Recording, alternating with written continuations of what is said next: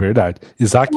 Oi, Helena, você pode contar um pouquinho para a gente por que você escolheu o Brasil e como que foi essa mudança, né? Sair de Cuba e vir para o Brasil. Como que foi esse trâmite? Então, na verdade, a gente não escolheu o país. Quando você mora em Cuba, você não acaba escolhendo o país onde você quer. Você só quer fugir, você só quer sair. Só que, como a saída é restrita, não tem muitas vias. Então, vamos supor, o cubano achou uma via de ir por aqui, depois ir por lá e depois ficar lá. Então, você aproveita e pega essa via. E existem várias, para vários países. Tem cubanos espalhados no mundo inteiro, cada um tem uma história diferente para contar. Cada um tem sua própria forma de fugir. A forma como eu vim não é a mesma que outros cubanos, até porque quando eu saí de Cuba, ou por exemplo, quando tem muito fluxo de cubanos saindo pelo mesmo lugar, o governo descobre, fecha essa via. Aí o cubano se reinventa e tenta abrir outra. Então, quando a gente mora em Cuba, sempre o primeiro pensamento é ir para os Estados Unidos, porque é muito perto. Inclusive, tem cubanos que saem de Cuba em barcos improvisados até lá, o que é muito riscoso, tipo, tem gente que é bem assim desesperada mesmo e faz isso. No caso do meu pai, ele nunca quis arriscar a nossa família e a gente sempre deixou essa questão nas mãos de Deus, não sair por desespero, mas que seja algo que Deus preparou para a gente. E surgiu em 2019, uma tia minha, ela veio para o Brasil. Não foi pela mesma forma que a gente veio, foi mais perigosa ainda, atravessando por fronteiras. Teve uma parte que ela falou que ela teve que até correr rápido, porque tinha um tempo que fechavam uma fronteira, que não me lembro o lugar, passou por Rio, enfim, foi um trauma, assim, bem grande.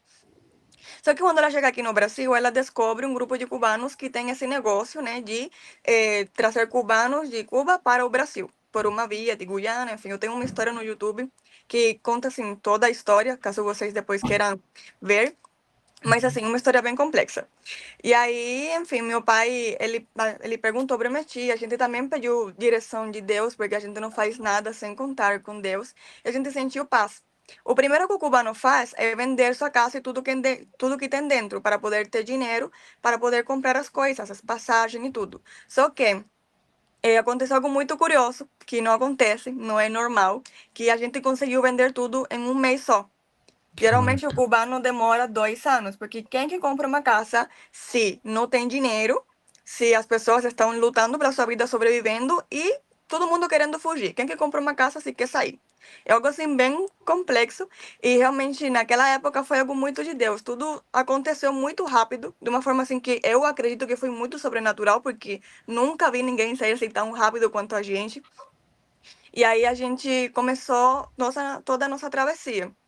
Mas, assim, foi uma viagem que, entre aspas, foi segura. A gente conseguiu fazer tudo de avião, que era uma coisa que a gente também estava orando muito, porque as travessias, elas são, por exemplo, de carro, de van, andando.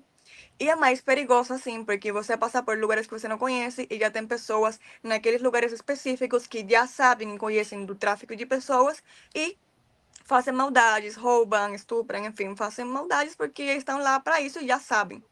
E tem histórias muito tristes, muito tristes. E graças a Deus, com a gente não foi dessa forma, Deus realmente foi algo que Deus preparou pra gente. A gente chegou já direto para cá, para Curitiba, foi toda uma viagem, chegamos lá no norte do país, até descer aqui em Curitiba, no sul. Mas a gente veio para cá porque esses cubanos já estavam aqui. Aí eles foram direcionando a gente, orientando. Hoje em dia eles já não trabalham mais com isso, até onde eu sei, essa via não existe mais, porque o governo descobriu. Agora os cubanos estão vindo por outra via. Entendi.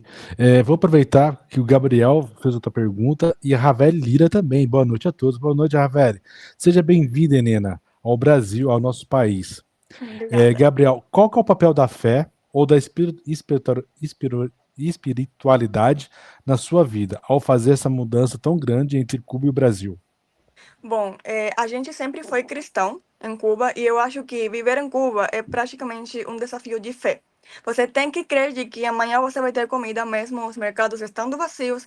Eu acho que foi um treinamento pra gente. Hoje em dia, eu acho assim que nada abala nossa fé, porque a gente já passou pelo mais difícil, que era literalmente viver na necessidade. A gente estava praticamente que nem o povo de Israel no deserto, esperando o maná de Deus prover, porque a gente não tinha previsão de melhora, inclusive o país sempre está piorando.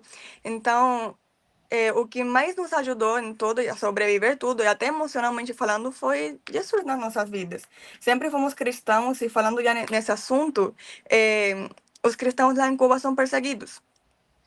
Então, acontece muito, por exemplo, eu estava numa igreja que não tinha teto, porque nem paredes, porque o governo não permite construção de novas igrejas. Em Cuba, as igrejas que têm construídas mesmo são aquelas que já estavam há muito tempo, que o governo permitiu, tolerou, tem algumas denominações que o governo deixa, ok? Mas realmente foi um processo muito grande, porque em Cuba, no começo da revolução, era muito radical, e tinham campos de concentração para gays, para cristãos e pessoas que não concordavam com o governo. Eram campos de trabalho forçado, inclusive tem uma história assim bem triste que acontecia com pessoas que eram gays, colocavam eles aquelas cadeiras de